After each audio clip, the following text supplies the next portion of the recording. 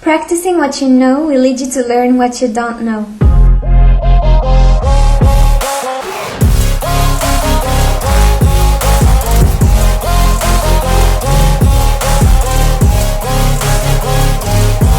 Welcome to this new rambling where my goal is to inspire you to explore your creativity.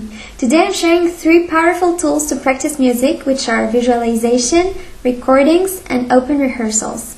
The goal here is to motivate you to practice more creativity, whether you want to be a professional musician or not.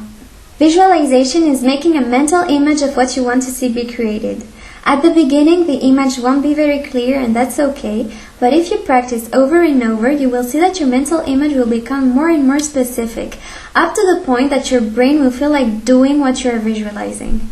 To practice visualization, I recommend choosing a safe space where you can be alone.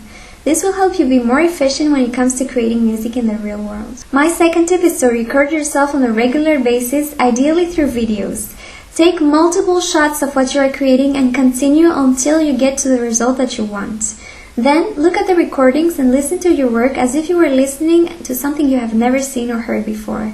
That's the most difficult part because it means letting go of your ego, but also being gentle and compassionate towards yourself. This will get you so many steps ahead because you will see what there is to do to create what you want. Open rehearsals are the best way to receive feedback from people whose opinions matter to you. You can set a weekly or monthly appointment with people who appreciate you and your work and ask them to give you constructive criticism. It is very important that you choose carefully who you expose yourself to, but this is a great practice to have, especially if you can give them feedback about their open rehearsals as well. This will help you feel appreciated and comforted in your creativity. Please let me know if you agree with this list and share your ideas so we can inspire each other to explore our creativities. That's all for now. Thank you for joining me. Remember to take care and I'll see you in the next one. Bye.